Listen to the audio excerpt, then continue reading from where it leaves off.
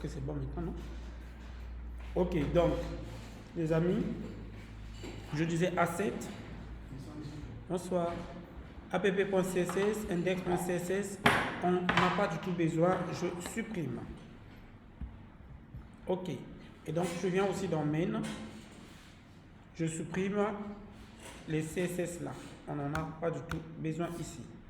Ok. Voilà. Et ensuite, dans app.js, tout ça, je zappe.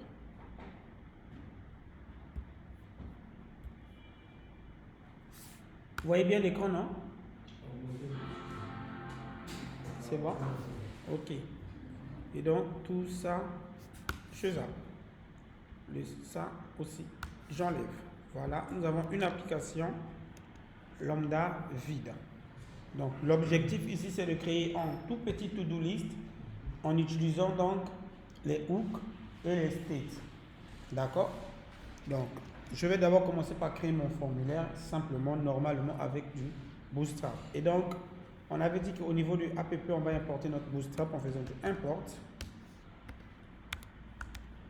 bootstrap / dist / css / bootstrap.voilà css.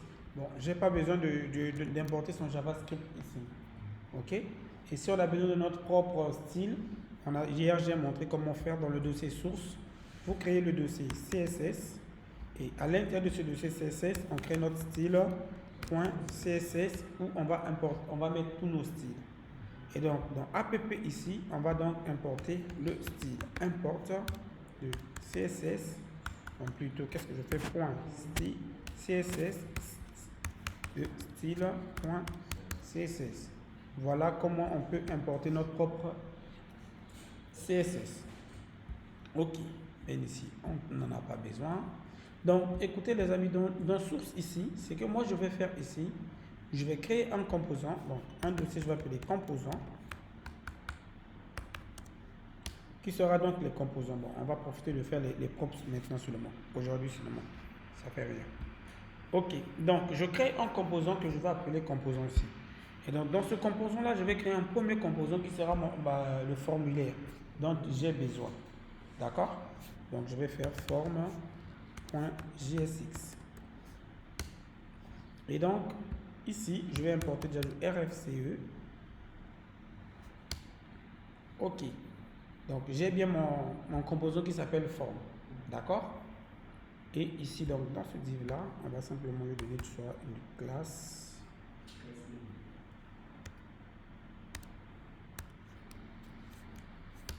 Classe name, on va lui donner un PY de 2. Ça sera juste un petit truc, on n'a pas besoin de faire gros. Ok. Ensuite, à l'intérieur, on aura un div, plutôt, excusez-moi, on aura une classe form qui sera une ligne, row. Ici, on va pas...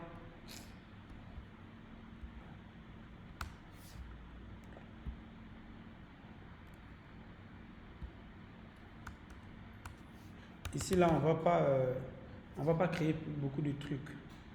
Et ici, c'est classe name.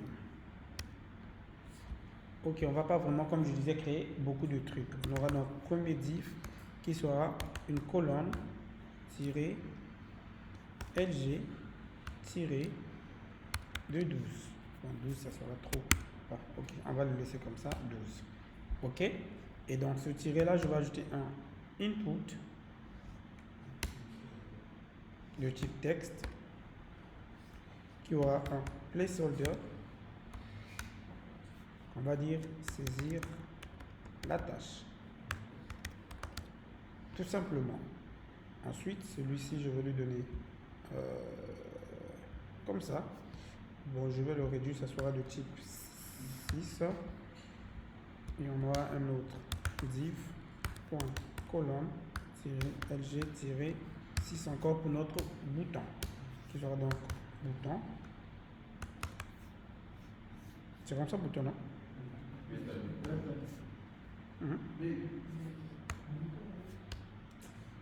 On va dire ajouter.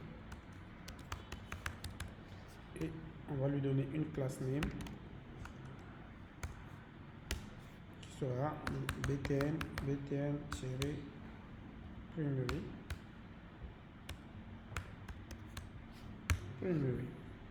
Parfait. Et on a déjà notre formulaire qui est là. OK? Notre composant formulaire. Donc, j'avais dit oui. Minuscule. Ça, ah, merci. Je ne voyais pas. OK, merci. OK, on a déjà notre composant. D'accord? Quelle fermeture? Où? Ici? Ici? Non, c'est bon. C'était bon? OK. Donc, cette manière, les amis, de décomposer comme ça, en plusieurs composants, c'est une manière qui rend le code plus facile et plus lisible. On est d'accord? Maintenant, on a notre formulaire que nous voulons voir affiché à l'écran. Donc, je vais retourner dans app.js. Ici, je vais créer un div. Et ici aussi, on aura un div que je vais donner une classe name. Je vais lui dire, tu auras un display flex. Tu auras un justify content center. Et tu auras un align items center parce que j'aime bien. OK. Et je lui donne un style inline. Vous pouvez créer votre propre style. Hein. Donc, le style inline, je vais aller plus vite. Je fais encore comme ça parce que c'est un objet. Je peux venir le créer ici comme je vous avais montré, tout comme directement depuis ici. Vous pouvez gérer ce style inline comme ça. Tout dépend de vous. D'accord? En ce moment-là, qu'est-ce que j'ai besoin? J'ai besoin qu'il puisse avoir un width qui est 2.100%. OK. Ensuite, virgule. Comme je suis dans JavaScript, ce n'est pas point virgule, mais c'est virgule. Parce que c'est du style inline. Et il aura un height que je vais donner du 100 VH pour que ça puisse occuper toute la longueur de mon écran. C'est bon? OK. Maintenant, à ce niveau-là, ce que je vais faire, je vais importer notre forme du composant forme comme ça. Voilà. Nous avons bien notre formulaire qui vient d'être importé et nous pouvons aller voir que nous avons bien notre formulaire ici. Ça devient petit, hein? Pourquoi ça se colle? Permettez-moi de voir pourquoi, je ne sais pas pourquoi. Et pourtant j'ai bien dit ceci. Ah ouais, on va ajouter des classes ici les amis. On va faire une classe. Classe name, on va dire ça sera forme-control. C'est juste pour gérer le formulaire. Hein. Voilà, on a bien notre classe form control et on a bien notre tâche qui est petit. Donc je vais l'ajouter un peu plus de taille. Toi, tu seras 8 et toi, tu seras 4.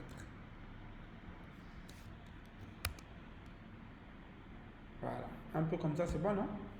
On peut saisir une tâche. Bon, après, c'est à vous de gérer le design. Hein. Moi, je fais juste comme ça. Donc, ici, on a bien ajouté une tâche. Maintenant, ce que nous, on veut, c'est qu'en bas, quand on ajoute une tâche, ça vient s'afficher, ça vient s'afficher et ça vient s'afficher. Donc, là aussi, on va créer un autre composant qui va nous permettre de pouvoir afficher cette tâche-là. C'est bon? OK. Donc, comment est-ce qu'on gère, on affiche? Donc, au niveau des composants ici, je vais créer un autre composant que je vais appeler display task ou todo.jsx.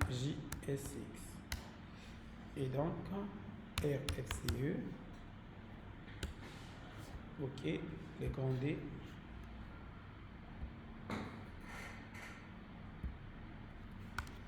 OK. Ensuite, ici, là, bon, je vais juste faire un UL. Je n'ai pas besoin de trop faire beaucoup de travail. D'accord? Ça sera juste un UL qui va avoir juste un livre. D'accord? Et ce UL là, je vais juste laisser ça simplement comme ça. Excusez-moi. Ça sera juste comme ça, ce UL. Et on va régler ça tout à l'heure, ne vous en faites pas. OK, donc dans app.jsx, je vais donc à la fin ici importer mon composant. On a dit qu'il est display task. Comme ça. Parfait. On peut voir à l'écran. que nous avons notre composant qui est ici, mais qui malheureusement n'est pas décalé. Je ne sais pas pourquoi. Ouais, c'est pas décalé à cause du display flex qui est là. Donc je vais copier tous les deux là, que je vais mettre non pas dans un zip, mais dans un simple fragment. Ça s'applique pas, donc je le mets dans un div.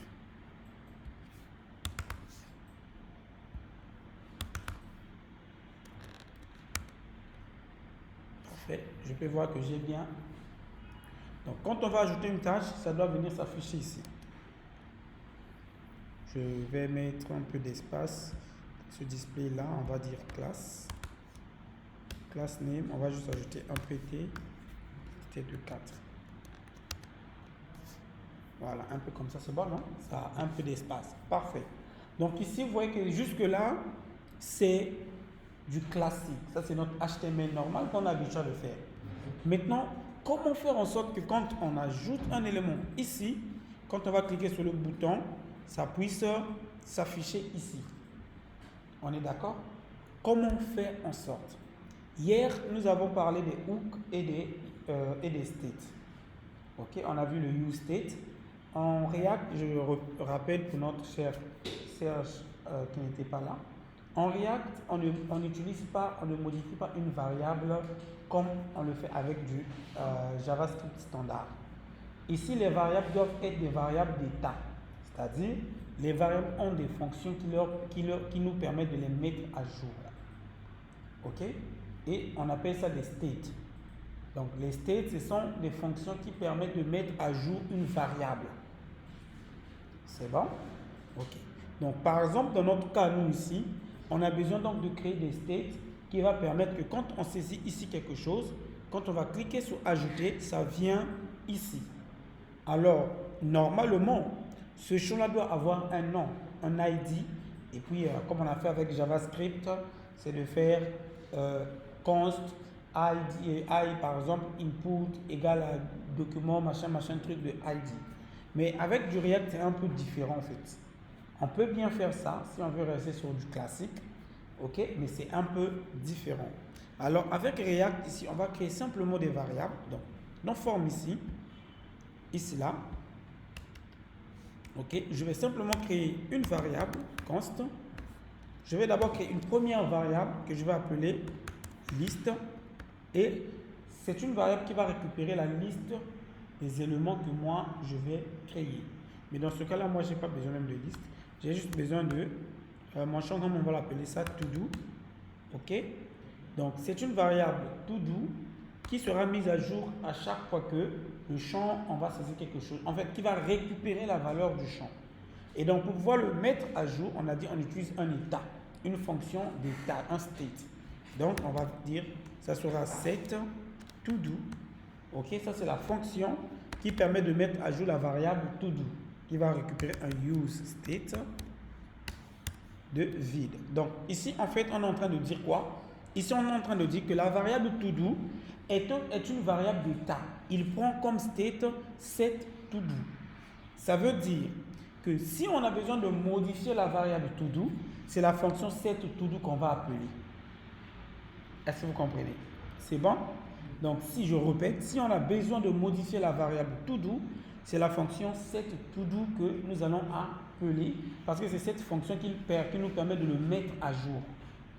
C'est bon? Ok. Et ici, je l'ai initialisé à vide. C'est bon, non? Parfait. Ensuite, je vais créer une deuxième. Cette fois-ci, ça sera juste une fonction const add to-do. Cette fois, c'est juste une fonction normale. Ok? Ça, c'est une fonction normale. Et on va dire quoi? On va dire ici, normalement, add to do doit prendre une valeur. Mais on va y revenir tout à l'heure rapidement. Donc, comment est-ce que... Bon, ici, on va simplement d'abord faire que add to do est égal à console.log de to do. Il doit nous afficher la valeur de to do. D'abord. C'est bon? Il doit nous afficher une valeur de to do qui va permettre de pouvoir voir est-ce qu'on arrive bien à mettre à jour nos valeurs. Maintenant, comment est-ce que nous, on va mettre à jour avec notre to-do? Étant donné que notre to-do doit provenir de la valeur de notre champ, on peut faire comme on fait avec du JavaScript normal, que voilà, const est égal à to-do, plutôt set to-do, en parenthèse document, machin, truc. Mais ici, React nous dit pourquoi se tracasser la tête à faire ça? Alors que moi, je peux déjà t'aider à le faire simplement au niveau de notre input. Donc, même à la fin, hein, c'est à vous de voir. Je vais simplement faire un onChange. C'est-à-dire, j'appelle la fonction onChange. Ça veut dire à chaque fois que la valeur de ce champ change, d'accord, ce que moi je veux que tu puisses faire, tu puisses exécuter cette fonction. Comme ça, que tu vas faire set todo, tu vas récupérer e.target.value. Je vais mieux expliquer tout à l'heure. Ok. Cette petite fonction que vous venez de voir, ça permet de faire quoi? Ça permet de mettre à jour notre variable todo en appelant sa fonction de target setTodo. Mais vous voyez que cette fonction prend en paramètre e.target.value, mais que je passe d'abord dans une fonction anonyme. Parce que vous voyez, on a d'abord une fonction anonyme et qui exécute cette to-do. Hier, j'avais expliqué pourquoi on met une fonction anonyme comme ça. D'abord, j'avais dit c'est pour empêcher les redondances lorsqu'on démarre l'application. Mais cette fonction anonyme prend E comme paramètre. E ici, c'est quoi? E, en fait, c'est les informations de notre champ de saisie. Vous vous rappelez, lorsqu'on faisait le ES6, on avait vu E.prevent et default. Je vous avais dit que ça contient les informations de tout le formulaire. Ici, dans notre cas, nous sommes sur un champ de saisie. Ça veut dire que E contient les informations du champ de saisie, comme son nom, sa valeur, son ID, etc., etc. Et on exécute cette to-do, on lui dit, écoute, quand tu vas mettre à jour to-do, tu vas récupérer la valeur de notre champ de saisie. Et cette valeur se trouve dans target. Donc on fait E, donc ce E-là, on le passe ici en paramètre et on récupère dans E juste value en faisant E.target.value. Ça veut dire que recherche dans l'objet E uniquement la valeur de notre saisie. C'est tout. Est-ce que vous comprenez? C'est comme ça, avec du React, qu'on met à jour un champ de saisie.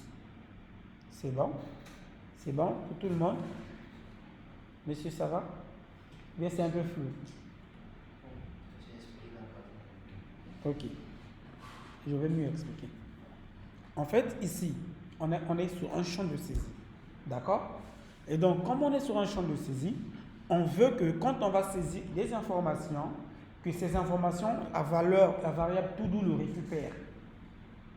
On est d'accord? Comme on est en train d'utiliser React, React, lui, il utilise le state. Et notre state ici, c'est setTodo, qui permet de mettre à jour la variable todo. C'est bon? Donc, on lui dit, quand la valeur de cet input change, donc on prend l'écouteur d'événement onChange. À chaque fois que la valeur de notre input change, tu vas récupérer les informations de cette variable, de ce champ, tu récupères les informations de ce champ, tu le places dans notre setTodo. Mais qu'est-ce qu'on a besoin que setTodo puisse récupérer réellement? Il a juste besoin de récupérer la valeur saisie par l'utilisateur. On est d'accord? Et cette valeur, ça se trouve dans E. Et ça se trouve exactement dans la position target. Donc on lui dit, tu vas récupérer E, ensuite tu vas aller dans l'objet target, tu vas récupérer la propriété value. Et donc cette propriété value contient ce que l'utilisateur a saisi en réalité. C'est bon? Ce qui fait que cette to-do, quand il va mettre à jour la variable to-do, il va récupérer la valeur que l'utilisateur a saisie pour dire, donc c'est comme si to-do égale à cette valeur. C'est bon maintenant? Là, c'est bon? En fait, si je comprends bien, cette fonction-là, qui exécute E.target.value, c'est comme si on faisait le document d'élément by id.value.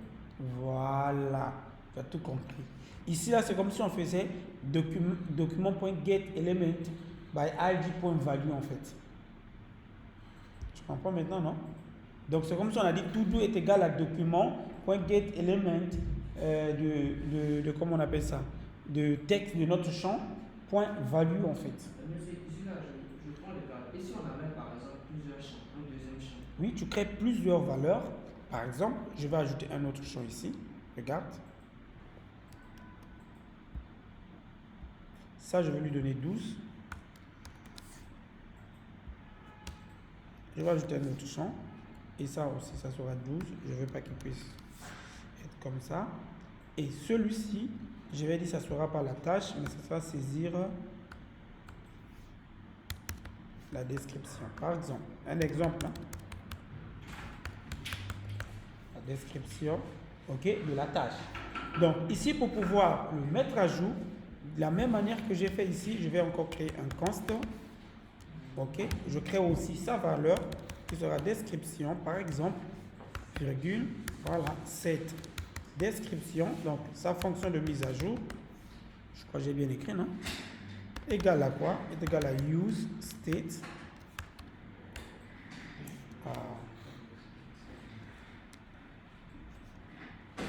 Use state de vide, puisque par défaut c'est vide. Ok? Et ici, au lieu de set to do, j'ai dit écoute, tu vas récupérer cette description. Donc, monsieur, ça veut dire qu'à chaque fois qu'on a un nouveau champ, on va créer son.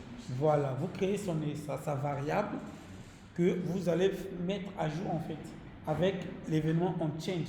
À chaque fois que l'utilisateur saisit quelque chose dans le champ, voici ce que tu dois faire. Tu dois prendre ce que l'utilisateur a saisi, tu le stockes dans la variable appropriée en fait. Et ici, on a deux variables. On a notre première variable qui s'appelle todo, qui va récupérer la tâche qui va être saisie. Excusez, et on a une autre variable qui est la description en fait. Tu comprends maintenant? Non, ça ne devient pas compliqué, c'est la même logique en fait. Oui, faites onChange. Oui. Même si vous avez 1 million de champs. Non, en ce moment, ça devient pénible, mais il y a une autre fonction, mais j'aime pas trop cette fonction-là parce que c'est plus complexe en fait. Cette fonction-là est un peu plus complexe à montrer. Je pourrais vous montrer ça peut-être à la longue.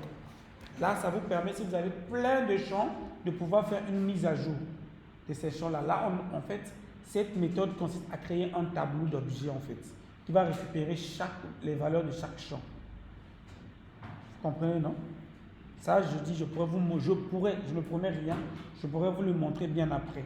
Mais la méthode classique et la plus facile à pouvoir récupérer les valeurs saisies, c'est ça, en React. En faisant les onChange, comme je suis en train de le faire. Parce que sinon, je vais immédiatement penser à un tableau. Je vais immédiatement penser à un tableau. Ça, c'est la méthode classique. C'est bon? C'est bon maintenant, non? Ok. Et si nous avons bien notre bouton, on peut voir au tableau que je n'ai pas enregistré. On peut voir, j'ai mes deux champs. Je vais juste mettre un B. Un B, 3. Un B, 3. On peut voir que j'ai bien ici la variable pour la tâche et ici la variable pour la description. Maintenant, regardez les amis, l'objectif c'est quand on va cliquer sur le bouton, on veut qu'il puisse exécuter, qu'il puisse nous ajouter notre tâche ici et sa description par exemple. Donc, mais nous, on veut d'abord tester, est-ce qu'on arrive quand même à récupérer les to-do ici? Ok? Donc, qu'est-ce que je suis censé faire? En réalité, notre forme, je suis censé venir mettre ID, forme, aller appeler ça. Mais comme on est en train d'utiliser React, on n'a pas forcément besoin de le faire comme ça. Ce que je vais faire au niveau de forme, simplement ici, je vais directement appeler l'événement onSubmit. Je vous avais parlé de ça en ES6. Ok? Au lieu de faire ID et faire add event list and submit, ici je vais directement dire onSubmit. Ça veut dire que si on soumet sur toi, c'est que nous on veut, tu récupères bien le E et tu nous exécutes add, et tu nous exécutes add to do. Ok? Et add to do va prendre E aussi. C'est-à-dire le E là, on le balance aussi dans vous comprenez, non? Et au niveau de notre E ici, on fait ce qu'on est habitué à le faire. E.prevent default. C'est? Le E là devient fatigant à la fin. Voilà. Ok? Donc là, vous récupérez bien votre variable comme ça. Faites, c'est tout. En submit, si on clique sur le formulaire, voici, tu vas exécuter la fonction add to do. Monsieur, Oui. est-ce que je ne pourrais pas, au lieu de mettre un submit, rattacher l'événement immédiatement au bouton? Rattacher quel événement? Ça là. Au lieu de faire un submit sur le formulaire, Mhm. au lieu de faire un submit sur le formulaire, Mhm. Monsieur, je voudrais si c'est on va mettre peut-être un clic sur le bouton. Non, sur le bouton ici. Ça va être Oui, on peut faire un on-click. Ici, tu peux faire ton on-click si tu n'as pas de forme en fait. Voilà, pour appeler directement la fonction. Oui, tu peux le faire. En ce moment-là, tu n'auras même pas besoin de faire le E là comme ça. Mais c'est mieux d'appeler forme comme... C'est mieux. Pourquoi tu veux faire on-click ici? Alors que tu es dans un formulaire. Parce que le E là commence à m'énerver déjà. Comment ça t'énerve alors que c'est juste un petit E? Hein? C'est juste un petit E, mon ami. C'est pas ça? Ah. Donc ici, maintenant, je vais enregistrer et on va voir ce qu'on obtient à l'écran. Donc je fais inspecter.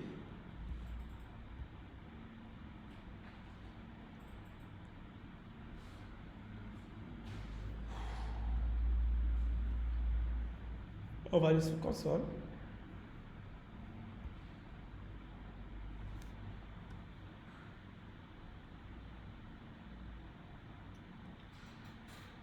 Vous voyez ça là, c'est juste parce que j'ai utilisé un script inline, un style inline. Hein. C'est pourquoi vous voyez cette bêtise là. Ok. Donc je vais saisir une tâche ici, on va dire tâche 1.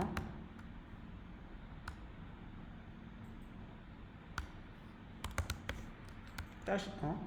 Et si je clique ajouter, on voit bien tâche 1 est là. Vous voyez non? Qu'on arrive bien à récupérer notre tâche. Ça c'est déjà une très bonne chose. Mais nous, notre objectif, on a une tâche, on veut l'envoyer en local pour le conserver et ensuite afficher ça ici en bas. Alors là, ça cause problème. Pourquoi ça cause problème? Les amis, regardez. On a un composant qui contient le formulaire et un composant qui contient, comment vous appelez ça? Si je viens bien sûr app ici, vous voyez qu'on a un composant form et un composant display tags. Alors, comment faire en sorte que ce que nous, on met dans ce composant-là vienne se répercuter ici? Est-ce que vous voyez? Oui. Ici, est-ce qu'on ne peut pas utiliser, comment je pense, je fais un peu la similitude avec ce qu'on a appris en ES6, c'est-à-dire le faire passer juste en paramètre que je ne sais pas si c'est possible. Oui. C'est ça, en fait, que React appelle les props, ou les propriétés en français. Donc, du fait que les deux ne sont pas sur le même composant, il faut passer une variable globale qui va gérer les deux composants. C'est-à-dire, on a une variable qui va gérer ceci et qui va aussi gérer ceci. Est-ce que vous voyez? Et cette variable, c'est une autre variable d'état qu'on va simplement passer ici. Donc, par exemple, dans notre app, je vais simplement créer ici une variable d'état. Ici, on va appeler ça const. Comme ça, on va dire liste. OK? Par exemple, c'est une liste. Hein? Virgule. Et cette liste qui permet de mettre à jour cette variable. OK? On va dire use state. Tu es un use state qui est un tableau vide. Pour un début, on lui dit que tu es un tableau vide. D'accord? Maintenant, qu'est-ce que je vais passer en paramètres? Parce que quand on parle de props en React, ça veut simplement dire paramètres. C'est une fonction. Donc une fonction a besoin de paramètres parfois. Mais React appelle ça des props, pour dire des propriétés de notre composant. Donc par exemple, au niveau de display task, je vais simplement dire, écoute, toi tu vas récupérer la liste. Est-ce que vous voyez? tu vas récupérer la liste des éléments. Et cette liste des éléments est égale à quoi? Est égale à ça. Est égale à la variable liste. C'est tout. Comme ça. Donc, vous lui dites que dans display task, il va récupérer la variable liste. C'est tout. Vous voyez que là, c'est un peu différemment écrit, contrairement lorsque c'était une fonction JavaScript standard. Ici, on l'écrit comme ça. Pourquoi? Parce que c'est un composant en fait. On crée d'abord une variable liste, on est d'accord, qui va récupérer cette variable liste-là. Vous comprenez? Ok? C'est pourquoi on dit que c'est une propriété de notre composant.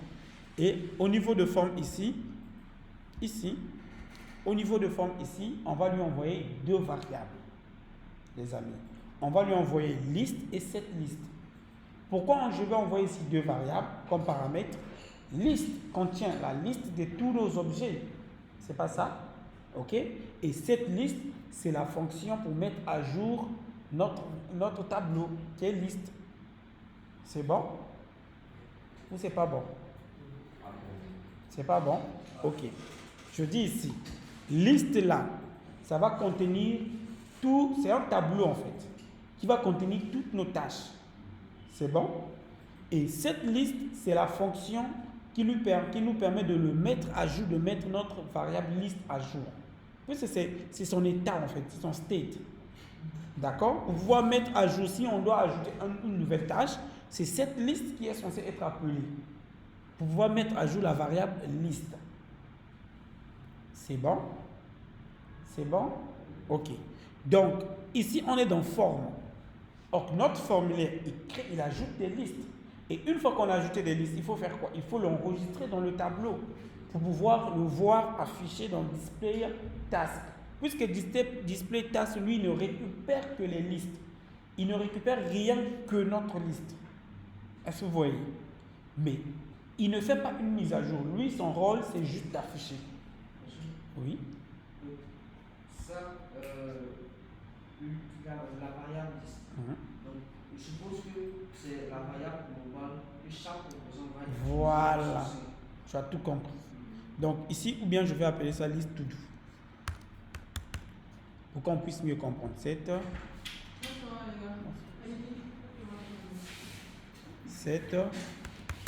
liste to do. Hein? Tu dis?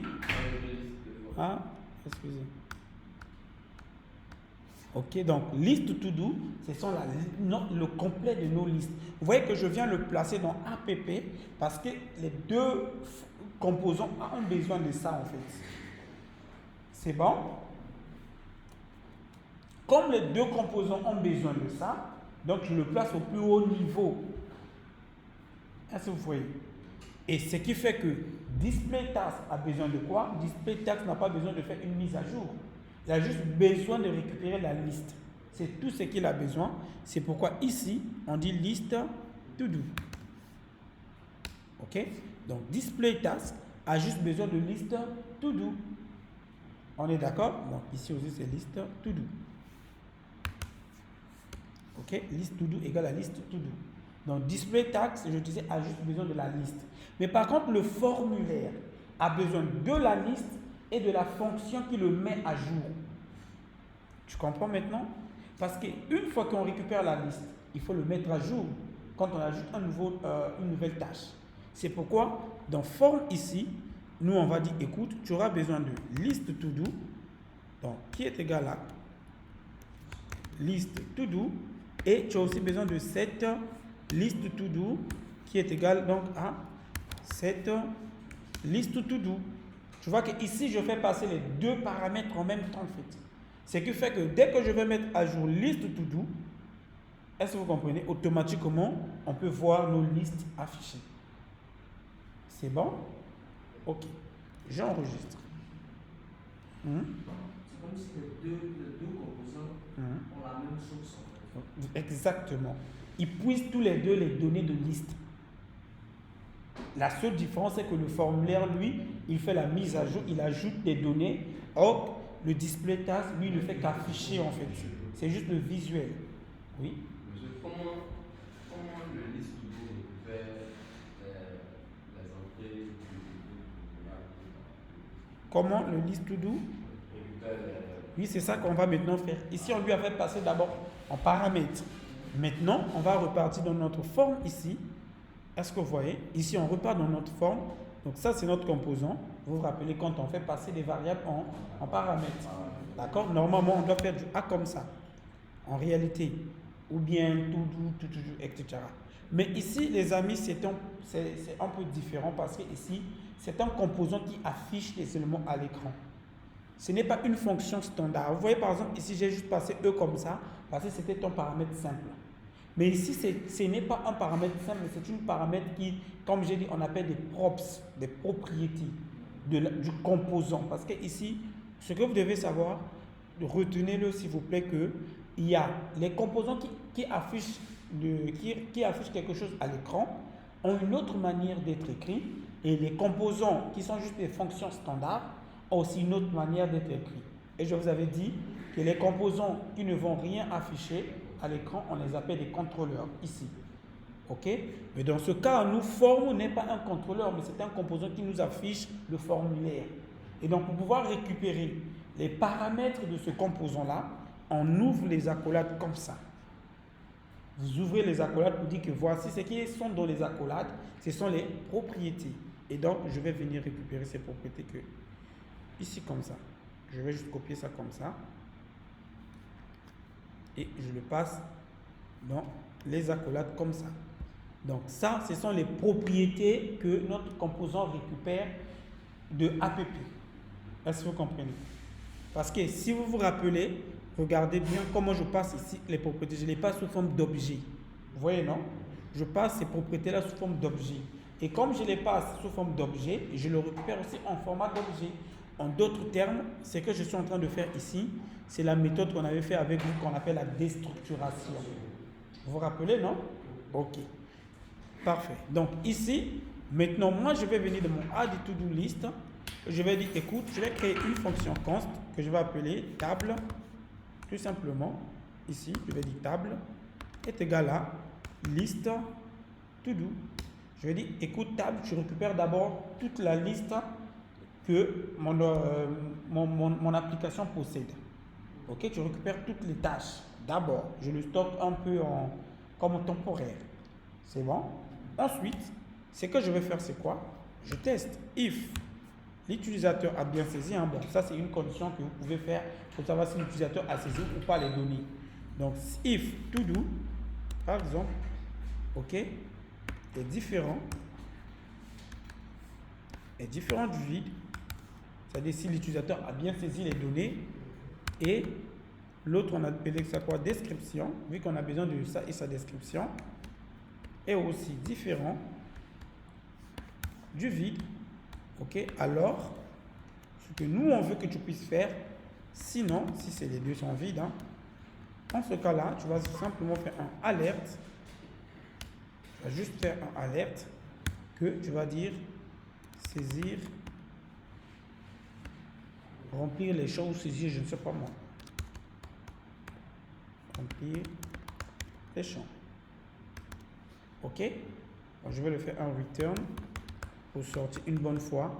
Le return que je fais là, les amis, est différent de ce return là. Le return que je fais là, c'est pour juste dire tu sors de la fonction add to do et tu affiches l'alerte. Ok, c'est pour juste, on appelle ça pour éviter les fuites de mémoire. Vous comprenez, non? Ok. Donc, ensuite, par contre, ici, ce return là, vous voyez que ça, c'est pour afficher à l'écran. Et ici, on va dire, bon, si c'est bon, si tout est bon, c'est que nous, on veut, je puisse faire table.push, puisque c'est notre tableau, je vais faire table.push, de quoi?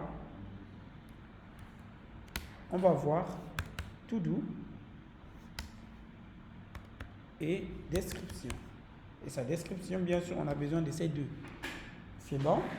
Et une fois qu'on a fini de faire ce to-do là, on a deux possibilités. Soit on peut faire le suivi en temps réel de notre variable to-do, soit on peut directement le mettre dans le local storage. Étant donné qu'on a déjà stocké la liste dans la variable table. Ok? On peut directement faire local C'est qui t'ont brillé hier? Local storage, point set item. Excusez-moi. Point set item. On va appeler ça to do. On récupère la variable to do de JSON. Point stringify de table. Je vois que là, je fais bien mon truc sans problème. Je vois, non? Ici, je fais bien mon local storage. Pourquoi je fais ici directement local storage? Parce que table ici, c'est voilà, c'est une constante que je viens de créer directement dans la fonction add to do. Est-ce que tu comprends? Et si je le fais, c'est pour ne pas t'embrouiller en fait.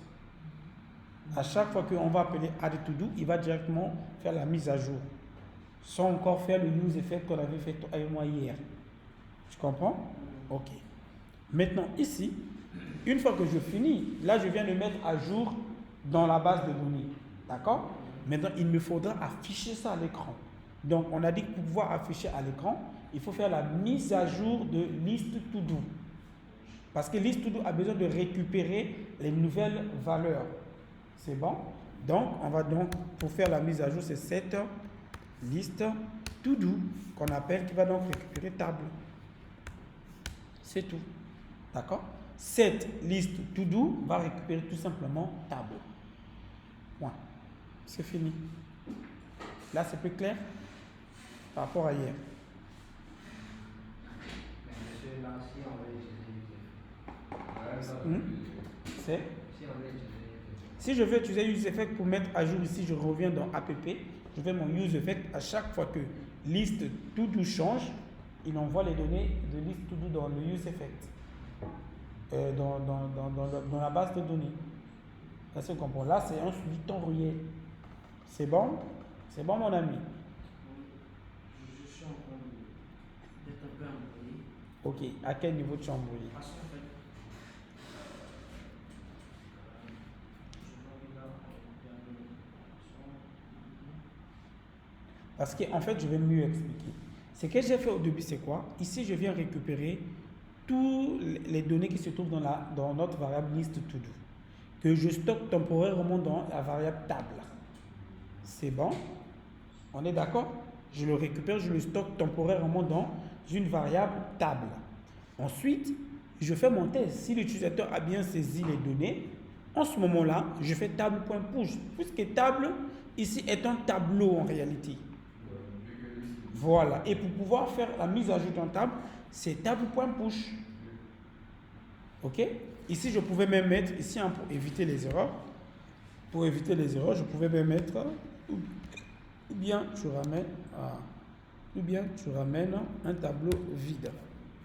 D'accord? Lui, tu récupères les données qui se trouvent dans list to do. Si tu ne trouves pas, tu nous ramènes un tableau vide. C'est bon? Maintenant, une fois qu'on a besoin de faire la mise à jour, on fait bien tab.push pour faire une mise à jour, ajouter les données. C'est bon? Et on a fini d'ajouter nos données dans tab.push. On le pousse aussi au niveau de notre local storage pour le sauvegarder. C'est bon? Mais je sauvegarde table parce que c'est table qui contient les mises à jour. Ok. Mais j'ai aussi besoin de l'afficher à l'écran. Et donc, pour pouvoir afficher à l'écran, on a dit que c'est la variable list to do qui affiche les données à l'écran, donc qui contient les données qu'on en a besoin. Mais dans notre cas, nous ici, vous voyez qu'ici, les données se trouvent où? Ça se trouve dans table. Donc, on va appeler cette list to do qui permet de mettre à jour la variable list to do et on lui fait passer en paramètre table. En d'autres termes, on lui dit récupère toutes les données qui se trouvent dans table, place-le dans la variable list to do. C'est tout. Maintenant, monsieur, Oui. au niveau de cette liste, c'est comme si toutes les valeurs qui sont dans table vont se retourner. C'est comme si on aura un retour en fait des informations. Voilà. La liste qui se trouve. Parce que liste si on a bien déclaré ça dans le app, donc c'est comme si les informations vont remonter. Au niveau du voilà, tu as tout compris. Le display va maintenant. Tu as tout compris. C'est-à-dire, il va faire la mise à jour de notre liste to do qui se trouve dans app. Tu comprends maintenant? Ouais. C'est bon? Je sais, c'est un peu compliqué. Ça va? Tu as tout compris en fait. Tu as tout compris. Parce que ici, c'est une propriété en fait. Donc, dès que cette to-do est mise à jour, est appelé, automatiquement, lui, il remonte les informations au niveau des listes to-do que nous avons déclarées avec app. Dans app, dans notre composant global. Tu comprends, non? Et c'est ça qu'on appelle par la notion des props ou des propriétés. Parce que les composants ont des propriétés. Et c'est ça que les gars qui aiment Redux disent que non, l'utilisation des propriétés est un peu plus compliquée en React. Redux vient faciliter ça. Mais moi, personnellement, j'aime toujours le dire, Redux vient rendre ça encore plus difficile. Est-ce que vous comprenez? Ok. Ça, c'est parce qu'on a que 2 propriétés. Il y a des composants qui peuvent avoir jusqu'à 15 propriétés, 30 propriétés. Oui, mes amis.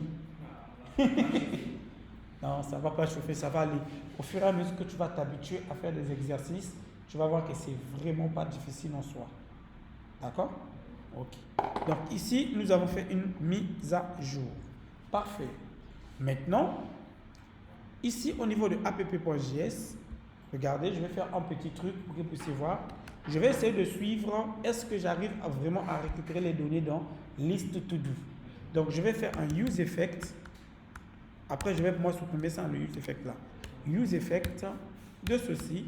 Je vais dire, écoute, tu vas suivre les mises à jour qui se font au travers de list to do. Donc, je lui dis, écoute, reste à l'écoute de list to do. Et tu me fais quoi? Console.log de list to do. Ça veut dire qu'à chaque fois que list to do est mise à jour, je veux que tu m'affiches en console les données de list to do. Est-ce que vous comprenez? Donc, en d'autres termes, à chaque fois que nous, on va exécuter add to do, puisqu'on est en train de appeler, dans add to do, on appelle set to do, qui met à jour notre variable, lui, il va s'exécuter. Il va nous afficher ce qui a été mis à jour. C'est bon? Ok. Et je vais enregistrer. J'avais coupé le formulaire ou pas? J'avais coupé le... Et merde, j'ai fait une erreur de... Excusez-moi les amis. De fermer... comment vous appelez ça? VS Code. Je ne sais pas pourquoi. Ma mère a fermé ça. J'espère qu'il va enregistrer nos dernières modifications.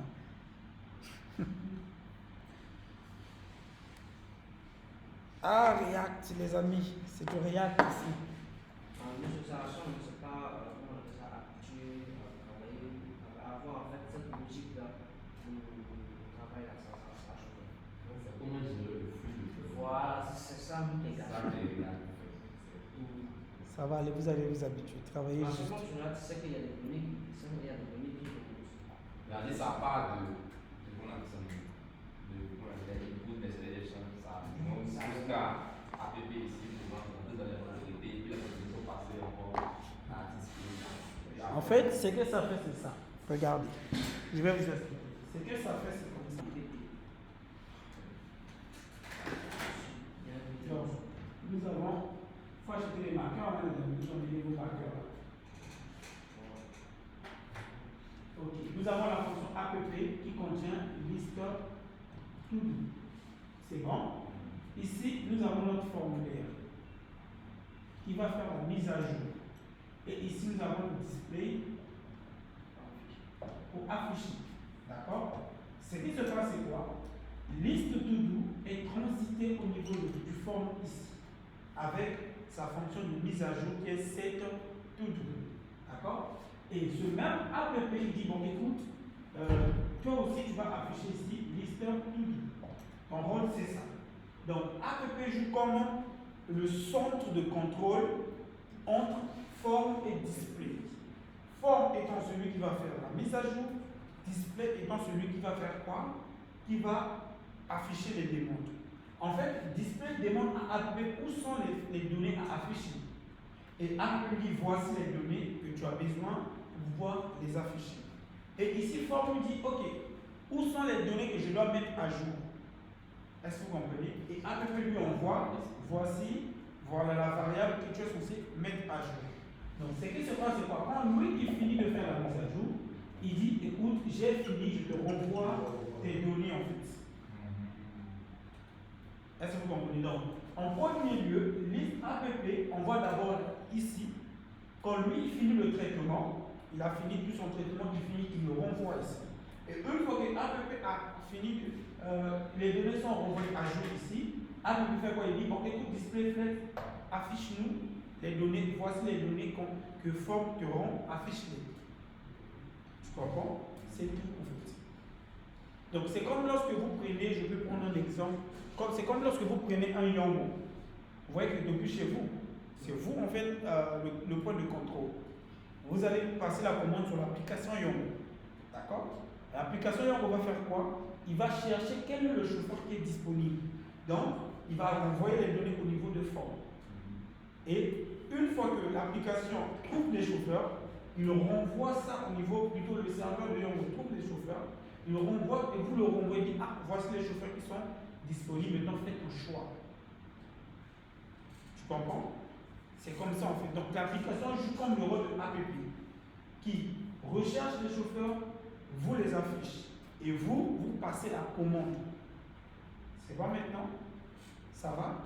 Et le use effect que je viens de faire tout à l'heure, ce use effect là, permettez-moi de démarrer rapidement le serveur. Et donc ce use effect là, lui en fait il joue le rôle de temps réel. Vous voyez par exemple lorsque vous localisez la commande de Yambo, vous pouvez voir comment est-ce que le chauffeur est en train de venir vers vous. En fait, en d'autres termes, l'application est en train de suivre les mouvements, les déplacements du chauffeur. C'est exactement ce que fait ce use effect. Il reste à l'écoute des modifications appliquées à liste to do. Donc chaque fois que dans forme ici, on met à jour liste to do en appelant set to do, lui il écoute, ah, liste to do vient d'être mise à jour. Donc, j'affiche ici, j'envoie automatiquement ici les données pour qu'ils soient affichés. Vous comprenez maintenant? C'est tout ce que ça fait. C'est pas difficile, non? C'est juste une logique qui est un peu nouveau pour vous. C'est pourquoi vous trouvez ça au début. Voilà. Quand vous allez beaucoup pratiquer, vous allez vous appliquer. Vous allez voir déjà demain, on fera notre premier atelier parce qu'on a déjà vu les props. Demain, on fera juste les routes dynamiques. Vous allez comme ça mieux comprendre. La semaine prochaine, quand on fera les 3 ateliers de la semaine prochaine, ça sera plus clair devant vous. Sinon, ce n'est pas en soi difficile. Ok, le plus difficile arrive. Hein? Ça va venir. C'est TypeScript. C'est ça le plus difficile. Mais même TypeScript, j'ai découvert une technique qui le rend plus facile. Hein? Donc, ok, je vous assure, quand on fera TypeScript, vous allez voir que c'est même trop facile. Oui. Mais c'est quand il se combine avec Next.js que TypeScript devient chiant. Mais bon, ça va aller. Ok, donc ici, j'ai dit, on a fait juste un console pour voir si vraiment nos variables sont mises à jour comme on le souhaite. Donc, je vais revenir sur l'écran. Oui, c'est ce que j'ai vu.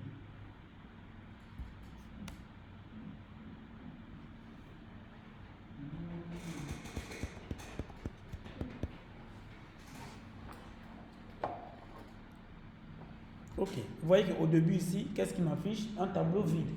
Parce qu'il voit que liste to do est vide pour l'instant. Donc, je vais zapper ça. Je vais ici ajouter 2 valeurs. Tâche 1. Ici, on va juste faire du voilà. Oh, c'est bon. Et je clique sur ajouter. Rien ne s'affiche. Alors que quelque chose normalement devrait s'afficher. On voit que on va voir pourquoi c'est au niveau de forme ici en réalité que rien ne se passe. Donc on va essayer de voir pourquoi. Et pourtant on a bien liste to do et cette liste to do ici. Mais pourquoi rien ne se passe? Je vais aussi voir au niveau de est-ce qu'on arrive quand même à le envoyer au local storage. Si on arrive à l'envoyer au local storage, donc la fonction de mise à jour ne veut pas fonctionner. Oui, notre to do est bien envoyé au local storage. Vous voyez, non? Donc, on a une petite erreur qui fait en sorte que, vous voyez, notre to do ne veut pas marcher. Il met à jour liste to do. Est-ce que vous voyez? Oui, puisque j'ai fait ça plusieurs fois. Il est bien en train de mettre à jour liste to do sans pour autant, je vais supprimer ça, delete. Ok, il est bien en train de mettre à jour notre application, mais il ne met pas à jour liste form et je ne sais pas pourquoi. Alors moi-même, je me demande pourquoi même. Pourquoi cette liste to do ne marche pas en réalité? C'est ça le problème. Pourquoi tu ne marches pas? Ok. Permettez-moi, je vais d'abord enlever les accolades là. Parfois, si on React, ça cause parfois certains problèmes. D'accord? Je l'enlève d'abord. En React, parfois, ça cause des problèmes. J'essaie de refaire l'exercice. Et console. Si je fais ajouter, ça m'affiche tab.push is not a function. Il refuse ça. Pourquoi? Il n'est pas une fonction. Alors qu'ici, on a dit tu récupères bien une liste to do ou bien du vide. Vous voyez, non? On va voir pourquoi il fait ça. Alors qu'ici, on lui a fait passer en paramètre que liste to do égale à liste to do. Pourquoi ça ne marche pas? Liste to do, liste to do, liste to do. Ici, la dont vous avez passé le paramètre de cette liste-là, c'est comme des attributs ou bien. Les attributs comment? Oui, en fait, c'est comme des attributs, mais c'est des propriétés. C'est-à-dire, on dit list to do récupère liste to do. Et cette liste to do récupère cette liste to do, en fait. Mais je ne sais pas, je ne comprends pas pourquoi ça ne marche pas. Excusez-moi. Vous voyez que comme ça ne peut pas marcher. Et pourtant, j'en vois bien des propriétés normalement qui devraient marcher. Mais je ne comprends pas du tout pourquoi ça ne marche pas.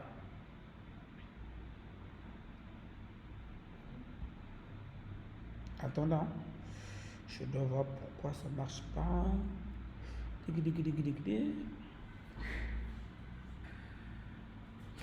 On doit voir pourquoi ça ne marche pas.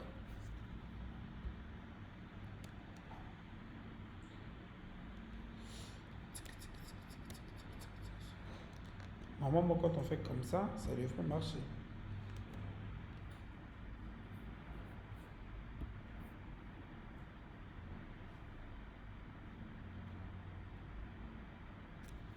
Rien ne s'affiche à l'écran.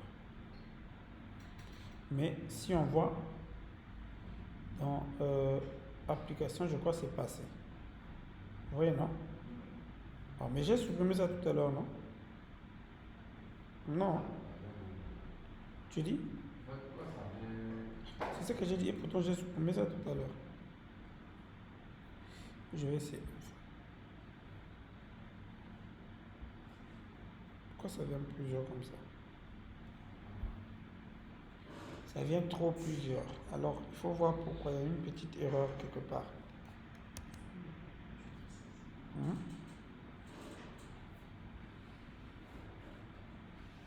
Il y a une petite erreur quelque part qu'on doit voir.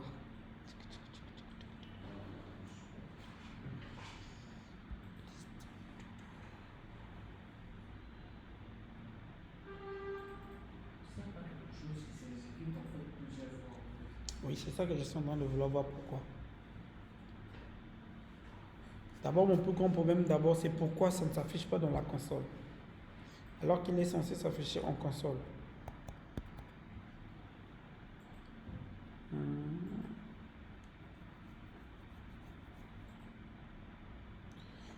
Réfléchissons ensemble.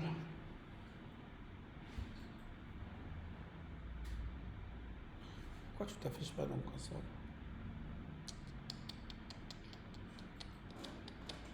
Hey.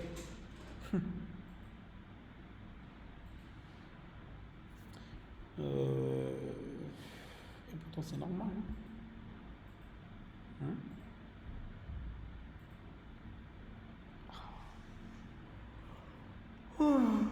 Excusez-moi. Bon, on va réfléchir ensemble. Bon, on va pas trop traîner sur ça. On va utiliser une deuxième méthode. Vous voyez que par exemple, cette méthode qu'on a fait passer list to do et set to do ne marche pas du tout. Cette fois-ci, ce que je vais faire, je vais détacher la fonction add to do là. Ici. Je le détache carrément. Ah, ça devient compliqué, hein, monsieur. Pourquoi tu le détaches? Je le détache avec tout ça. Je laisse juste mon formulaire vide comme ça. Ok? C'est une deuxième possibilité si vous rencontrez des petites erreurs. Je le détache, je le mets sur app.jsx. Ici. Donc, on va d'abord ici, tout en haut ici, je vais le placer comme ça. Ok? En ce moment-là, c'est que j'ai besoin, j'ai pu, vous voyez que ici, comme j'ai ramené to do et description depuis mon app.jsx, c'est que je dois passer en paramètre ici au niveau de forme. Ce n'est plus list to do et set to do, mais c'est to do et son ami. C'est set to do. C'est ça, non? C'est set to do, non? Non, set to do. C'est là. C'est une variable. C'est où? C'est là, set to do est là. Set to do est là et cette description. C'est ça que je vais passer en paramètre. Ok, on a set to do qui va récupérer set to do. Parce que ici, je fais passer que des paramètres d'état en fait. Ok, set to do. Et pareillement, ici, ça sera description. Et on aura cette description. Je vais prendre en paramètre cette description. Pourquoi j'ai fait passer cela en paramètre? En fait, ce que je veux, comme il n'a pas voulu mettre à jour directement list to do dans le composant forme, ici je lui fais passer juste les fonctions d'état, c'est-à-dire qu'il met à jour mes variables to do et description. Que vous vous rappelez, on a passé ça au niveau de nos inputs en forme. Vous vous rappelez, non? Ok. Mais ça ne va pas seulement que s'arrêter là, les amis. J'ai aussi add to do que ma forme appelle. Donc, je fais passer ça aussi en paramètre. Add to do, reçoit. Add to do, comme ça. Ok? Donc, ici, ce que je fais passer set to do, cette description et add to do comme props dans la variable, dans mon composant forme. Ok? Et la logique qui fait la mise à jour, je le laisse dans app. Ce qui fait quoi? Que quand on va saisir quelque chose dans input, il va mettre à jour to do, description et il va exécuter add to do. On est d'accord? Ok. Et donc, ce qui fait que dans forme, donc je vais récupérer tout ça, c'est to do. Je place ça ici.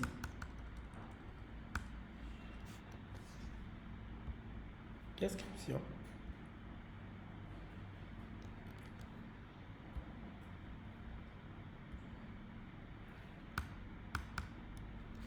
Je place ça ici et enfin add to do. Ok, c'est tout. Voilà, donc je fais passer toutes les variables là en paramètres. D'accord, comme si c'était des props. Donc c'est to do, c'est description add to do que nous appelons ici. Vous voyez, non? Je les fais passer en paramètres. Et donc là, si j'enregistre, ici app, je vais enregistrer pour voir est-ce que ça fonctionne ou pas. On va maintenant tester. En réalité, ça doit marcher. Ça marche pas encore là, je vais voir si la sorcellerie. Bon, tout là, je ne sais pas pourquoi le connard là ne veut pas se supprimer automatiquement. Je vais monter un peu comme ça pour avoir notre console.log ici. Ça, c'est notre console ici. Hein. Vous voyez, non? Ok, donc ici, je vais essayer d'ajouter une tâche.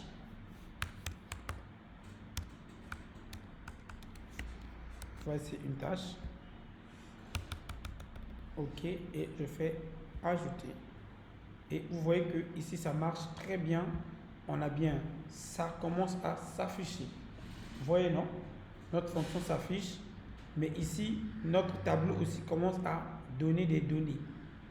Est-ce que vous voyez? Donc useEffect aussi s'exécute parfaitement comme on le veut. Donc, ce qui veut dire que cette approche fonctionne par rapport à l'autre qui malheureusement ne fonctionnait pas. Monsieur, si on veut, comment on appelle ça, résumer cette situation, ce qui veut dire que si on travaille à quelque chose comme ça, on peut toujours mettre la logique dans le APP. Voilà. Vous mettez la logique au plus, pas peut-être seulement dans le APP, mais dans le composant principal en fait qui gère tous les sous-composants. En fait. Voilà. Par exemple, nous ici, notre composant principal c'est APP. Si on avait par exemple une page, une application multipage, par exemple dans le dossier Home, on a par exemple page, comme on avait fait hier, tu vois, c'est dans page qu'on met toute la logique qui va gérer les sous-composants qui s'affichent dans page. C'est bon? Ok. Parfait. Donc ici, on a bien notre fonction qui commence à fonctionner par la grâce de Dieu. Donc ce useEffect, désolé, on n'en a plus du tout besoin. Dégage. Ok. Maintenant, on a fini avec la fonction. On voit que notre fonction fonctionne très bien. Maintenant, il nous faut quoi? Il nous faut afficher les éléments. On a fait passer liste to do comme paramètre. Alors, on va afficher ces éléments-là comment, les amis? Donc, dans displayFlex ici, je vais utiliser ici une méthode JavaScript, mais vraiment beaucoup utilisée en React. On avait dit que pour pouvoir afficher les éléments d'un tableau, on le parcourt. C'est pas ça? On fait du foreign key. Mais lorsque vous renvoyez les données là à l'écran, au lieu de faire d'abord ici, en réalité, je peux exécuter une fonction ici, tout, auquel je fais foreign key, machin, comme on le fait avec HTML. D'accord? Mais React vous dit, bon, pas la peine. Déjà ici, les amis, je vais appeler list to do.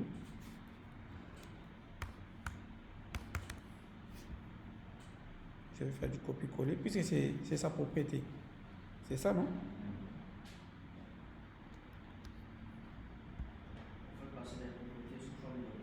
Voilà. Tu as tout compris. Ok. C'est bon. Maintenant, ici, je vais simplement venir à ce niveau-là. Je vais simplement faire un truc un peu spécial. En faisant quoi? Je vais faire ici une fonction ternaire. C'est-à-dire une condition ternaire en disant si list to do, comme ça, c'est comme ça qu'on affiche une variable. Je vous avais montré ça, je crois, hier, depuis même le premier jour, comment est-ce qu'on affiche une variable dans React. Mais ici, on va faire list to do, ok? On va dire et, excusez-moi, et list to do. Ici, qu'est-ce que je suis en train de faire? Le tout premier que je fais ici, c'est si list to do existe. Ça veut dire que n'est pas undefined. C'est ça, en fait, ça veut dire. Et le deuxième, c'est une condition ternaire. On a vu ça avec vous, quand on avait du ES6. Vous vous rappelez, non? Et je vous avais même dit que React utilise ça beaucoup. Et list to do, on va dire .length, comme étant donné que notre list to do est un tableau, on va dire supérieur à 0, d'accord? Alors, vous vous rappelez, non? Si on voulait faire sinon, si je voulais faire sinon, c'est point d'interrogation comme ça. Ça veut dire qu'à la fin, on va avoir deux points pour dire ah, sinon. Ça, c'est une fonction ternaire. Donc, on va dire ici sinon. Donc, alors, sinon. OK? Là, on peut afficher un message, machin, truc. Donc, on va faire ça déjà comme ça. On va dire ici, alors, sinon, tu vas nous afficher ce message-là. Vous voyez que j'ouvre encore les parenthèses pour pouvoir afficher un message. Et donc, ce message, ça sera juste un H4, par exemple, comme ça, que je vais dire pas de tâche à afficher, par exemple. D'accord? Donc, je dis que si list2do existe et si list2do.length, d'accord, est supérieur à 0, ça veut dire n'est pas vide, alors, ce point d'interrogation qui veut dire alors, tu vas afficher ce que nous, on va faire ceci. Donc, entre parenthèses encore, tu vas afficher ceci. Sinon, dans le deux points qui représentent le sinon, tu vas dire qu'on n'a pas de tâches à afficher. Donc, ici, on va dire alors, je vais ouvrir les fragments, parce que n'oubliez pas que le return ne retourne qu'une seule ligne de code. Ok, donc vu que ici, ici là, les parenthèses là représentent un return. En d'autres termes, alors retourne. Les parenthèses que vous voyez là, ça représente un return ici. D'accord? Ok. Et un return, comme ça ne nous donne qu'une seule ligne de code, du coup, je dois faire un fragment sur ce que je vais faire parce que je vais ici afficher mes listes en fait. Donc, je dis alors, voici ce que tu vas faire. Tu vas faire liste, excusez-moi, liste to do, point, liste to do point map. Cette fois-ci, je vais faire quoi? La fonction, j'utilise la fonction map. C'est une fonction JavaScript qui fait un peu comme du for each. Ok? Il joue les mêmes rôles. D'accord? Mais en React, si vous voulez afficher plusieurs éléments directement dans du JSX, c'est map qu'on utilise. For each ne marche pas ici. For each est utilisé que si, par exemple, j'étais avant de faire mon grand return, là, dans une fonction classique, là, je vais faire mes for each, etc. Mais pour le retour à l'écran, on utilise la fonction map. D'accord? Donc, je vais faire list to do.map de quoi? De index, bien item. Bon, vous allez beaucoup voir souvent dans les trucs, on appelle ça item comme ça. Ok? Et on ouvre cette fois-ci, je ne fais pas, ouvre pas les accolades, mais j'ouvre les parenthèses. Pourquoi? Je vous ai dit que les parenthèses veulent dire return. En React, ok, en JSX, les parenthèses veulent dire return. Comme je suis en train de vouloir retourner des éléments, si j'ouvre les accolades, pour lui, c'est comme si c'est une fonction que j'exécute. Est-ce que vous comprenez? Mais alors que ce n'est pas une fonction, on lui dit, tu vas mapper et tu vas retourner à l'écran ce qu'on va mettre à l'intérieur. C'est pourquoi vous voyez qu'après index, j'ai ouvert les parenthèses. D'accord? Et on va lui dire ceci. Juste ça. Je vais retourner ceci. Et ce UL, les amis, au lieu d'utiliser les fragments, je vais utiliser les UL là. D'accord? Fin UL. Vu que c'est une liste qu'on va afficher ici. Voilà. C'est bon? C'est bon comme ça, non? Donc, je lui dis, ici, il va retourner cette liste si et seulement si liste to do n'est pas vide. C'est tout. Et ici, il va mapper les éléments pour pouvoir nous afficher donc ces éléments-là. On va faire titre ou bien tâche. Tâche, 2 points. Et pour pouvoir afficher une variable, on fait ceci. C'est entre accolades qu'on le met de item. Point. To do. Puisque c'est to do qu'on a besoin ici. Hein? J'ai fait l'inverse alors. To do. Et si on veut afficher sa description, tu vas faire comme ça. Tu seras item. Point. Comment j'avais écrit description question dans la fonction add. Description.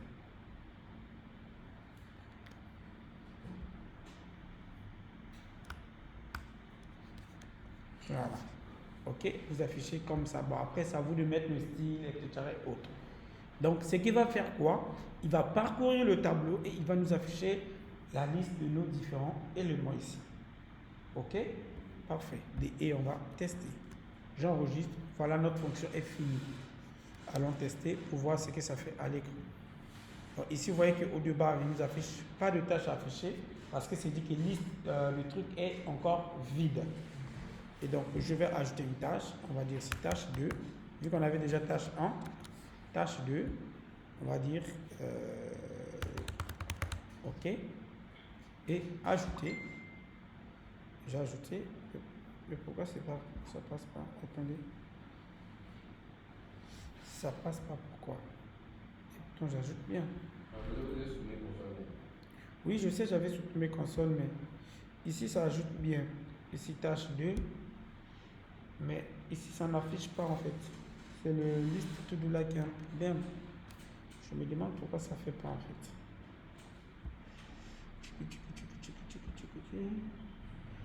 Accorde-moi une minute, je vais vérifier pourquoi cette liste to do là ne marche pas. Ça.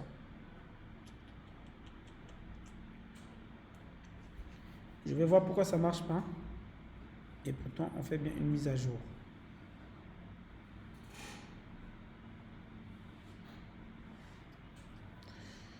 Et pourtant, on fait bien une mise à jour. Pourquoi tu ne marches pas, toi?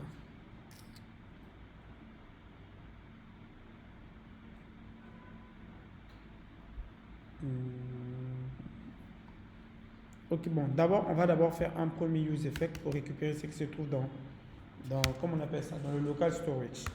Et on va faire ceci, use effect. Après, on va voir pourquoi ça ne marche pas. Ok? Ça, c'est juste pour récupérer lorsque le composant est monté. Et on avait dit quand le composant est monté, qu'on veut récupérer les données, c'est les crochets vides comme ça. On dit que tu ne s'exécutes que lorsque le composant est monté. Et quand le composant est monté, qu'est-ce que nous voulons que tu puisses faire? On veut que tu puisses faire un set list to do, c'est ça, non? Qui va prendre du JSON point parse. Oui. Le JSON.parse de quoi? On a appelé ça comment même déjà? De to do, non? Ou bien, ça veut dire ou bien, tu vas ramener un tableau vide. Comme ça. Donc, tu vas faire une mise à jour ou bien tu ramènes un tableau vide. C'est bon? Là, ça va? Ah, j'ai oublié même, merci. En fait, je me dis que donc, là, à l'intérieur, là, c'est local storage. Vraiment, merci. J'ai totalement oublié. Quand je fais l'étude, je me dis que c'est local storage dans ma tête. Local storage du point, get item. C'est ça qui est dans ma tête, en fait, j'étais en train de faire. Merci. OK. On récupère bien les données qui se trouvent dans notre local storage et automatiquement, on place ça sur liste to do. D'accord? Et seulement que quand le composant est monté. Et on peut. Oui? Pour récupérer les données, en fait. Pourquoi toujours cette liste to do pour récupérer les données? Parce que j'ai remarqué qu'à chaque fois que vous voulez récupérer les données, vous faites le même set. Oui, mais cette liste to do, on t'a dit, c'est pour pouvoir mettre à jour liste to do, en fait. C'est la fonction qui met à jour liste to do. Oui, là, je suis d'accord. C'est ça, c'est ce que j'ai appelé. Parce que ici, en fait, c'est comme si. Bon, je vais faire ça comme je t'avais fait hier. C'est comme si je fais ceci, en fait, en réalité. C'est comme si je fais simplement ça. De const, par exemple, table égale à ceci. D'abord, table récupère les données qui se trouvent dans notre local storage. Ensuite, il va placer ça où? Il doit le placer dans list to do. Et quelle est la fonction qui fait à jour list to do? C'est la fonction set list to do. Tu comprends maintenant? Ok, c'est pourquoi ici, je vais faire table ici. Pour dire que list to do va récupérer toutes les données de table en fait. Donc c'est comme si là vous récupérez en fait des données de table pour vous les insérer directement dans list to do. C'est tout. Tu comprends maintenant? Monsieur, ça va? C'est flou? Si ça va pas, il faut te dire. Okay. Ça va aller. Ok. Donc, j'enregistre et vous pouvez voir que ici, on a bien notre tâche qui s'affiche. Maintenant, le plus grand problème que je ne comprends pas. Pourquoi ici, je vais essayer d'ajouter ici une troisième tâche. On va dire tâche 3. Et ajouter.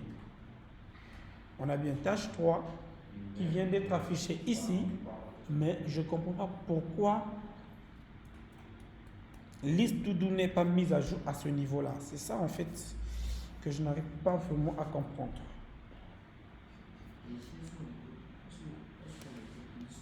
Oui, en fait, le fait que je suis en train de dire, je vais faire cette liste to do de table. C'est la même chose en fait. C'est la même logique. Tu vois? Et je ne comprends pas pourquoi cette fonction... En fait, c'est cette fonction qui ne veut pas s'exécuter, en fait. Est-ce que tu comprends? C'est cette fonction-là qui ne veut pas s'exécuter. Et je ne comprends pas pourquoi.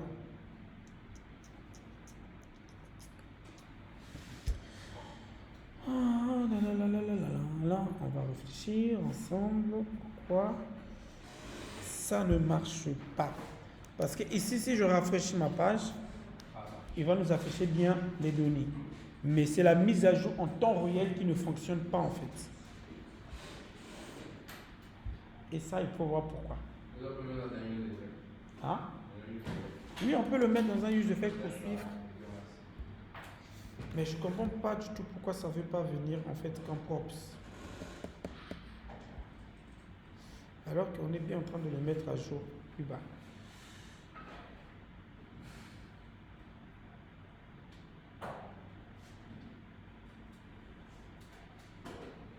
Ok, attendez. Je vais d'abord essayer de faire un use effect qui permet de voir si réellement liste to do est en train d'être mise à jour. D'accord? Pour suivre si on arrive bien à récupérer ce truc. Donc ici, on va dire à chaque modification de liste to do. D'accord? Je vais nous afficher en console .log de liste to do.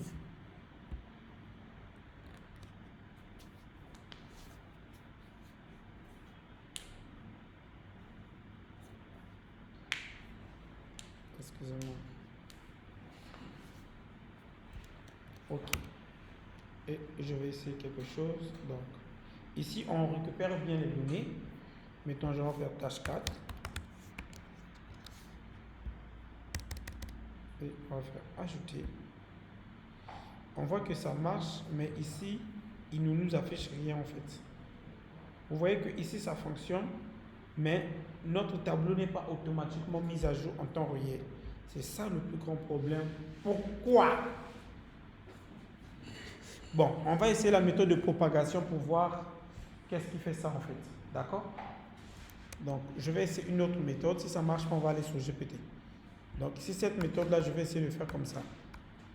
Donc, pour pouvoir mettre à jour useState.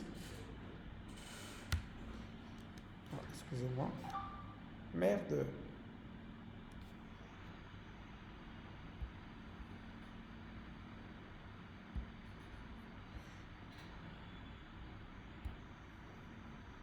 Qu'est-ce que je viens de faire là?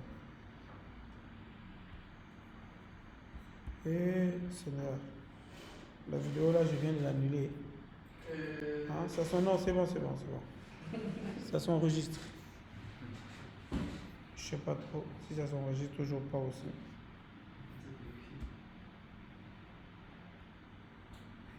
Je sais pas, il y a un truc bizarre ici.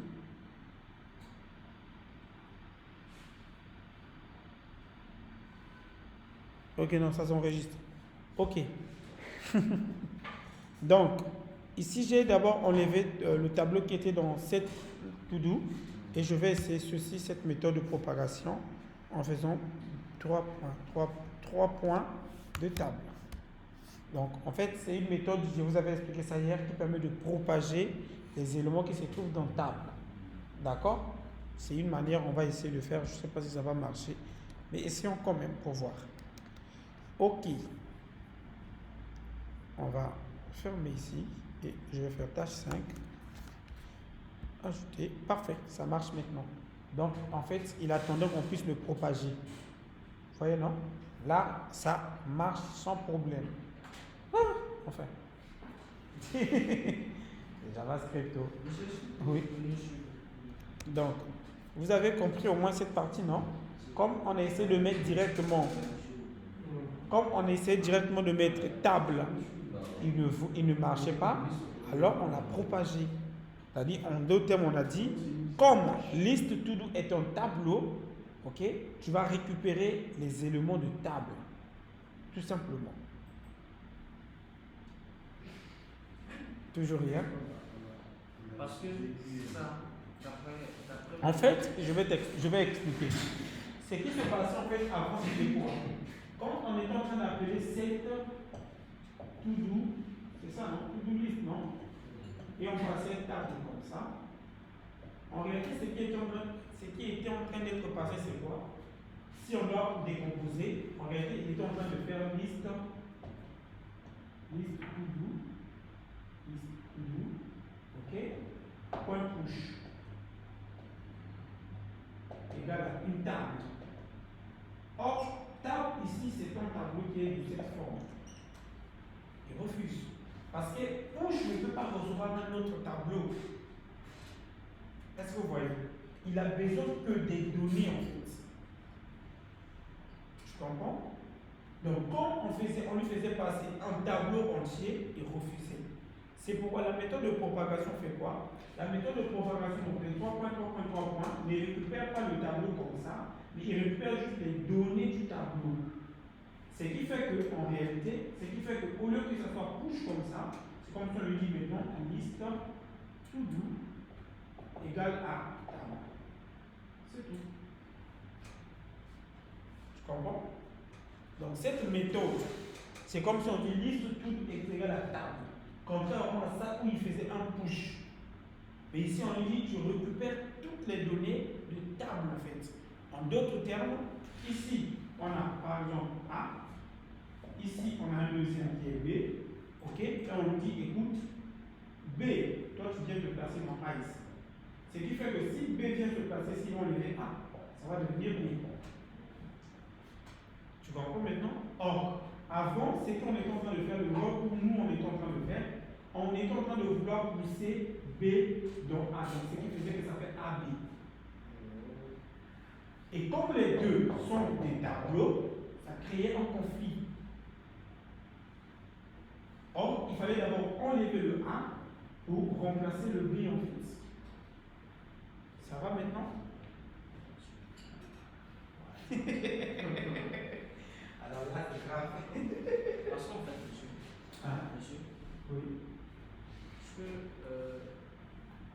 que moi j'ai su, ces 3 points qu'on fait comme ça, c'est comme si on faisait une copie. Voilà. On faisait une copie De la table, voilà, pour le mettre dans liste to do. C'est comme ça on faisait une copie. Donc si par exemple, après table on avait fait par exemple une figure comme ce que vous avez fait hier, une figure d'une nouvelle valeur, donc on fait la copie plus. Ça aussi, on peut le faire. En ce moment-là, au lieu d'utiliser table comme ça, est-ce que tu comprends? Au lieu d'utiliser ça, c'est parce que j'avais tout récupéré ici. En ce moment-là, on pouvait directement faire ceci. 3 points, 3 points, liste to do. On récupère d'abord toutes les données qui se trouvent dans to do, virgule. Virgule, on ajoute to do. Ok, virgule, et on ajoute la description. C'est aussi une manière. Donc, on récupère d'abord les données de. Plutôt, ça, c'est un objet. Parce qu'ils vont ensemble les deux là. Je comprends, non? Les deux là vont ensemble. Ok? Donc, on récupère d'abord tout ce qui se trouve dans to do. Ensuite, on ajoute to do et le to do et sa description. Ça revient au même avec ce que j'ai fait. Pourquoi ce que j'ai fait, je n'ai pas fait ça comme ça? C'est parce que déjà dans table, on a déjà les anciennes données de liste to do, plus la nouvelle donnée qu'on a fait table.push. C'est pourquoi j'ai directement fait 2.2, 3 points de table, tout simplement parce que table contient les mises à jour directes. Tu comprends maintenant? C'est tout en fait.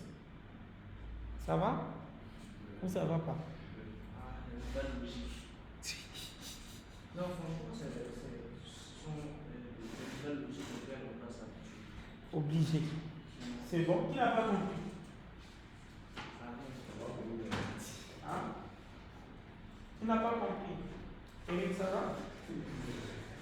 Ça va, Eric? C'est compliqué, hein? Non, c'est la maison. Et c'est Serge. Sous les tables. C'est quoi la vérité? Non, pour les autres, ça va. Sous les tables. Sous les tables. Tu peux comprendre que les temps est un peu long. Mon cher, ça va? Mais c'est du JavaScript. On est en train de faire. Tout ce qu'on est en train de faire n'est que du JavaScript. Ça, c'est la logique JavaScript en fait. Quoi? Ouais, c'est quand même le bon maximum. Vous l'avez fort. JavaScript pour max. Donc, C'est tellement simple que ça complique. Exactement. Voilà, vous avez bien compris. C'est tellement petit que ça a du mal à rentrer dans la tête. Donc, au lieu d'écrire tout ça, je vais ramener ça à la propagation de table. Tu as compris, non? Ça revient au même. Voilà. Ça revient au même. Ok, les amis? C'est bon? Donc, voilà un peu cette logique des props. Comment fonctionnent les propriétés des composants. Vous faites passer au niveau de vos composants les propriétés comme ça, comme on vient de le faire, et dans l'autre composant, on peut le récupérer, le manipuler et faire ce qu'on veut avec. C'est la seule logique qui nous fatigue, le flux, ce flux des données. Oui. Ça va aller. Ça va L'autre, aller. mais bon, on pourrait peut-être le rappeler. On va mettre la fonction acte. C'est pas d'aller pour prendre le rôle. Oui, en fait, l'erreur que j'étais en train de faire depuis le début, c'était ça en fait. Donc ici, on peut directement enlever donc notre add to do là ici et le ramener où c'était avant en fait. C'est-à-dire dans forme ici, on peut le ramener où c'était. On peut restaurer vraiment comme c'était avant. Vous comprenez, non? Ici, on peut restaurer comme c'était avant ici. Donc ici, on a dit, ça va prendre comme ça. 3 points, 3 points. 3 points plutôt, excusez-moi, de table. Ok, on peut ramener ça comme ça. Puisqu'on a déjà détecté où se trouvait notre erreur, on peut ramener ça pour ne pas encombrer notre app. C'est-à-dire chaque composant gère sa propre logique en fait. Donc, je peux enregistrer. Et dans app, j'enlève tout ce charabia. J'enlève tout ce charabia. Je laisse juste liste to do comme ça. Puisque c'est ça qui fait le partage entre les deux composants en fait. Et donc tout ça, plus besoin. On a liste to do qui est égal à liste to do et sa fonction de mise à jour qui est cette liste to do qui est égal à cette liste to do. D'accord? Maintenant, plus au-dessus ici, je vais donc ajouter la fonction useEffect qui va récupérer les listes lorsque l'application est montée. Donc, useEffect. Ça, c'est juste quand l'application, plutôt le composant, pour ne pas dire l'application, c'est le composant. Quand le composant est monté, on veut que tu puisses récupérer. Voilà, bon, toi tu comprends pas trop. Je suis content de faire pour toi comme ça, de table qui va récupérer JSON.parse de local storage.getItem de todo ou bien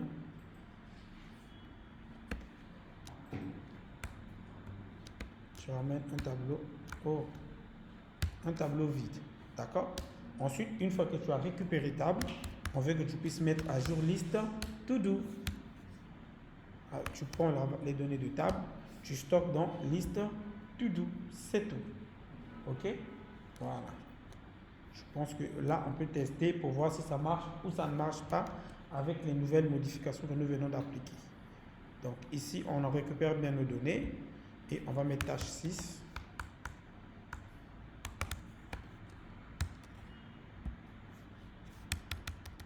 Et on ajoute, ça marche. Donc tout fonctionne. C'était juste ça, notre erreur depuis le début. Voilà, la propagation, il voulait qu'on puisse le propager d'abord. C'est tout. Ça va maintenant? Ok. Oui. Oui, je comprends en fait. Donc, vous voyez que ici, regardez maintenant l'avantage d'utiliser ce React. Vous voyez que nos fonctions sont petites grâce du fait qu'on le décompose. Chaque composant a sa logique. Par exemple, form, sa logique, c'est d'ajouter les données. Display, lui, c'est simplement l'affichage avec la fonction map, okay, qui nous permet de mapper les éléments, d'afficher les éléments. N'oubliez pas, je vous ai dit, les parenthèses là représentent le return. Voilà, monsieur. Ok, oui. Ici, au lieu de faire, comment on appelle ça, comment on appelle ça? Comment? Voilà, au lieu de faire ça, est-ce qu'il n'y a pas, on ne peut pas essayer de travailler avec les mêmes if else? Non. Ici, quand vous appliquez une variable comme ça, vous ne pouvez pas mettre if à l'intérieur. Dès que vous appelez ça comme ça, ici, automatiquement, c'est une condition que vous êtes en train de faire. On n'y a pas de compte. Quand c'est dans le JSX, parce que tout ça, c'est du JSX. Okay? Dans du JSX, if n'existe pas. Le if, c'est dans une fonction normale. Par exemple, voilà, tu vois, par exemple, au niveau de forme ici, si j'avais bien mis if, parce que c'est une fonction normale. Mais quand on est dans du JSX, le if est rempli. C'est la fonction ternaire qui est utilisée là-bas. Tu comprends maintenant? Et je vous avais dit qu'on va beaucoup utiliser ça en React, surtout pour mapper les éléments. Parce que si ici je monte par list todo.map, qu'est-ce qui va se passer si list todo est vide? Il va générer une erreur. Donc pour empêcher qu'il génère une erreur, je commence d'abord par tester. Est-ce que list todo existe? Ça veut dire qu'il ne me renvoie pas une define. Si c'est bon, ok, list todo existe, ça ne me renvoie pas un indefine. Et est-ce que ça contient des éléments? Vu que c'est un tableau, on a fait .length. Ok, est-ce que ça contient des éléments? Si tout est ok, bon, en ce moment-là, comme ça existe, ça contient des éléments. Maintenant, tu peux faire le mappage de mon tableau. Vous comprenez, non? C'est tout en fait. C'est comme ça que ça fonctionne. Et il mappe maintenant le tableau. Et contrairement à JavaScript normal, ici on devait mettre les parenthèses, les accolades, pardon, mais on met les parenthèses. Pourquoi? Parce qu'ici on est en train de dire item va retourner à l'écran, ou bien on peut dire item va afficher à l'écran ceci. C'est pourquoi on a mis ça entre parenthèses. Ok? Pour dire return. C'est bon? Ok. Voilà un peu ce que React avait à vous donner. Donc, on a vu avec vous les routes, on a vu avec vous les hooks et les states. Et là, on a vu aujourd'hui la notion des propriétés, des props, comment faire passer les propriétés d'un composant à un autre. Demain, nous allons faire un petit atelier simple qui va combiner tout ce qu'on a vu jusque-là avec un plus qui sera le routage dynamique. C'est tout. Non, c'est même au contraire très facile même. En fait, je vais déjà vous donner un aperçu. Le routage dynamique, c'est juste, vous voyez par exemple, lorsque vous êtes sur certains sites, quand vous cliquez sur un produit, ça vous emmène sur une page où vous avez les détails du produit. C'est juste ça en fait. C'est-à-dire comment faire passer des paramètres des URL en fait. Comment récupérer ça, c'est tout en fait. Sinon, ce n'est pas quelque chose de difficile en soi. Ce qui est difficile est passé. C'est ce que nous venons de voir. Non, si j'ai dit est passé dans le sens, c'est ce que nous venons de voir. Tout ce qui vient là, c'est maintenant la logique du code. C'est tout. Ça aussi, il y a la logique du code. Ok? Donc, demain, c'est ce que nous allons faire. La semaine prochaine, nous allons attaquer les exercices pour que vous puissiez mieux aborder React. Et ensuite, nous allons faire le déploiement cloud. Nous allons voir comment déployer des projets, les applications React dans le cloud et comment aussi les transformer en une application PWA et en une application Android. Ensuite, si le CELA nous le permet, nous allons faire TypeScript et quand on finira TypeScript, on fait React natif et ensuite on fait Next.js qui est le plus simple de tous, c'est Next.js. C'est-à-dire à partir de React jusqu'à Next, le plus simple c'est Next.js. Ah, je vous assure, vous allez plus aimer Next.js que React. Je vous assure.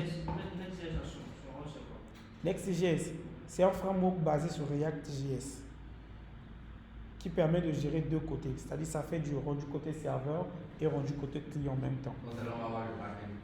On va commencer à voir le back-end. Pas on va voir. À quel moment on va voir le back-end? On arrive.